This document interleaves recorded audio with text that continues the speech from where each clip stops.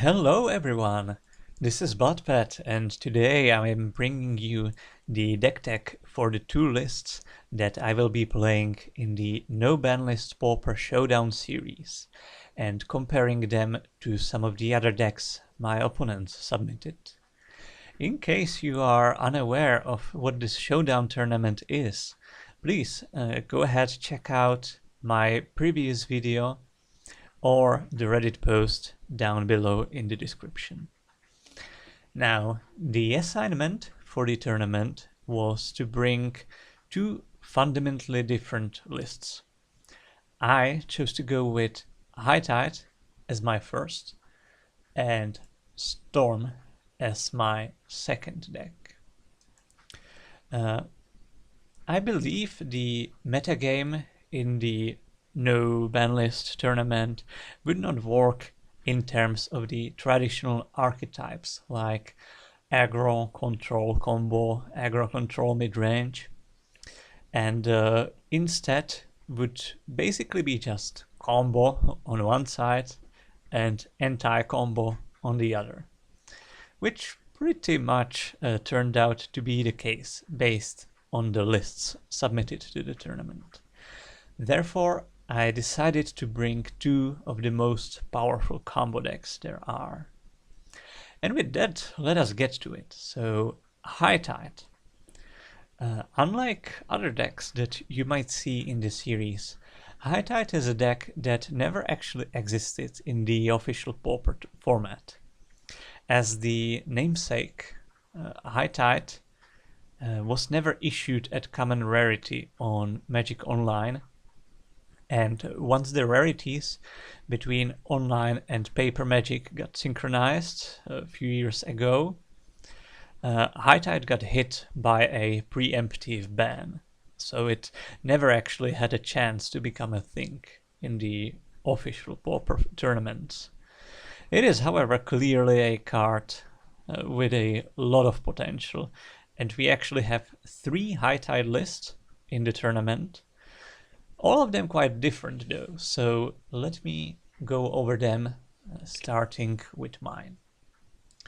The way I chose to approach it was to build the fastest High Tide build possible. So what is the deck trying to do? Essentially in 3 steps. Step 1, make infinite mana. Step 2, draw our deck, or at least enough cards to execute step 3, which is to mill our opponent. So step 1, the easiest way to generate infinite mana. There are 3 ways actually, but the easiest one is with just a single High Tide. So High Tide makes all islands tap for single blue. We also have 2 islands. A Cloud of Fairies that untaps those 2 islands when it comes into play. We've got Ghostly Flicker and Archaeomancer. And what we're doing with these is we're flickering on Archaeomancer and Cloud of Fairies.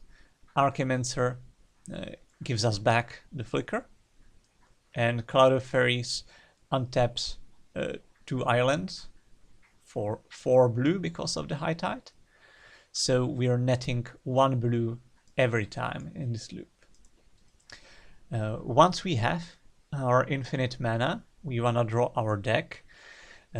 Ideally, we would have a second Archaeomancer, in which case we can flicker on the 2 Mancers. One of them gives back the flicker, the other one gives us back any cantrip or card draw spell from our graveyard, and we draw our deck that way.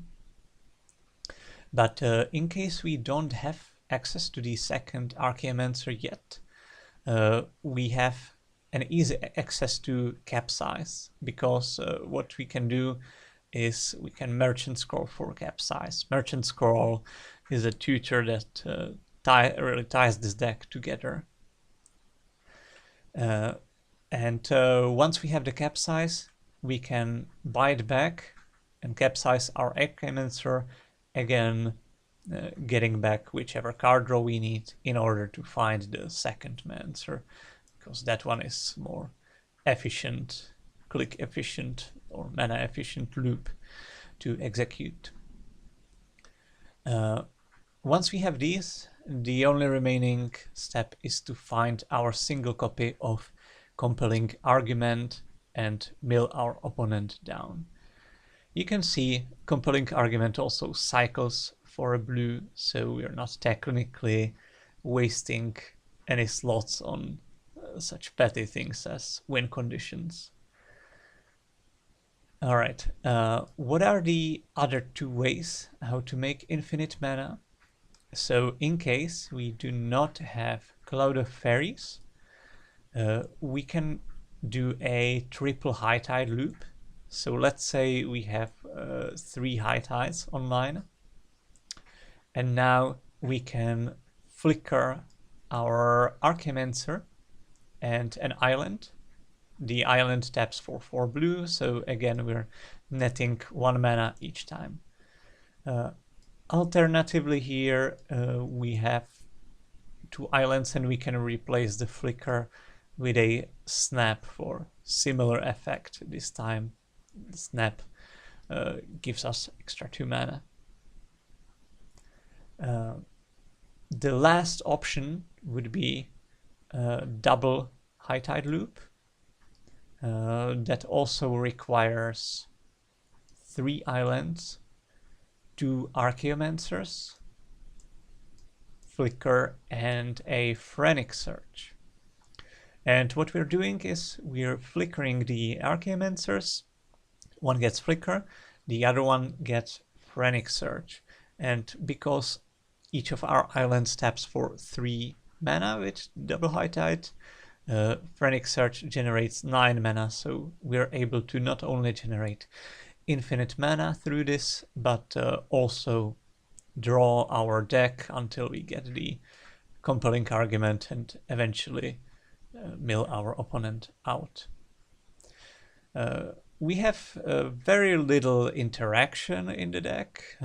I only have Muddle the Mixture, which is also a tutor, as it transmutes to find us Cloud of Fairies or the single copy of Compelling Argument, so that we don't have to tediously draw our whole deck to find it. I have a single copy of Spell Pierce and 1 Gigadrowse, and that's all the interaction. I guess also the Force Snap against creature decks if they care about that. But yeah, it's a pretty glass cannon version. We also have 2 more high tide lists in the tournament, one by 420 Dragon. So 420 Dragon has a similar list to mine. Basically he generates infinite mana the same way my list does, but he does not have the capsize, nor, interestingly enough, the Merchant Scroll package. So instead he just needs to find the second Archaeomancer the hard way, just drawing through his deck with heavy card draw like Deep Analysis.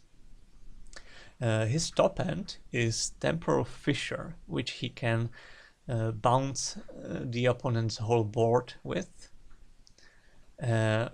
Or he can mill the opponent out the hard way with Deep Analysis, but that is gonna be a hell lot of clicks.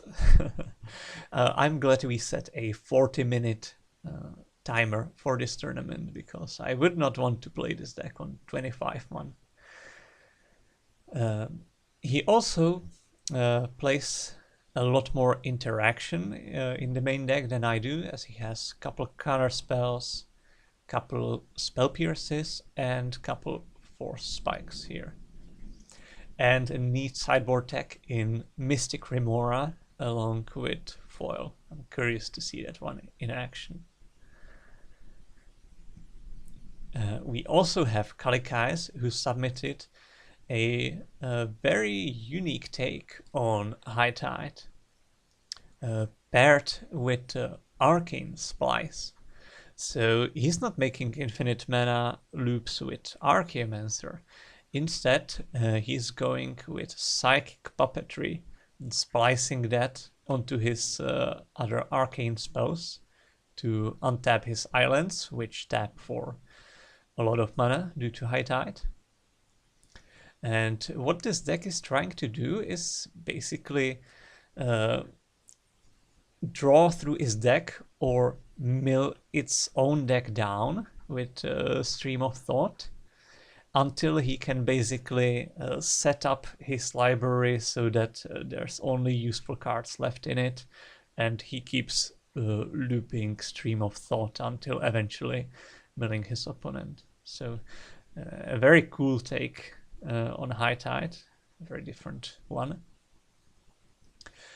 He also has a different sideboard deck. You can see the Ashbarans for the sideboard, one copy of Forest, in order to cast Moment's Peace and Weather the Storm. Speaking about Storm, let's go over the Storm lists we have in the tournament. I have one, Kalikais has one, and Raptor56 submitted one. So let me start with mine. All the three Storm lists we have in the tournament are relatively similar. They all basically derive from the old Storm lists from back in the day when you were winning with Empty Devourance and or Grape Shot, but we have gotten a lot of extra goodies over the years until now, so I'm curious to see what proves out to be the most effective strategy. Basically, the way to look out at the Storm deck is it's only mana, be it some of the most powerful rituals in Pauper or the expensive Lotus Petals, then card draw, and then Storm payoff. So in my list, I chose to go with the sack lands because they also fix nicely for all our colors, and they provide threshold for Cabal Ritual, and mix that up with the artifact lands for Deadly Dispute, which is I think a really good inclusion to the deck. It's basically a 1 mana draw 2 that also fixes for whichever color you need. And I also threw in some Treasure Cruises, only a couple of them because of the dyssynergy with the requirement of Cabal Rituals threshold. And my win condition of choice is Empty, preferably coupled up with First Day of Class. If we fail to find the Empty, there's always Galvanic Relay to go next turn. As for Raptor56, you can see a pretty similar version. He also plans to win with Empty or Galvanic Relay into Empty eventually. The main difference, I think, is the mana base, which is a little bit more sustainable between the depletion lands and snow-covered basics. And he did not opt for the Deadly Disputes, therefore, obviously. And lastly, we have Kalikais' list, which is trying to win with Chatterstorm instead of Empty. So the difference is for Chatterstorm, it's basically a trade-off. You need more Storm and the green fixing, but you need less mana to go off. And also, if you look at this mana base, it's all untapped lands. So this version can possibly go off on turn 1 the most reliably of all our lists, I would say. It also has the neat inclusion of experimental synthesizer to go with Deadly Dispute, so that's a cool combo. Yeah, so I'm really curious how this plays out and which version of which deck will prove out to be the most successful. Make sure to follow all the other participants of the No Banlist Pauper Showdown Series tournament. And yeah, thank you for watching and have a good one.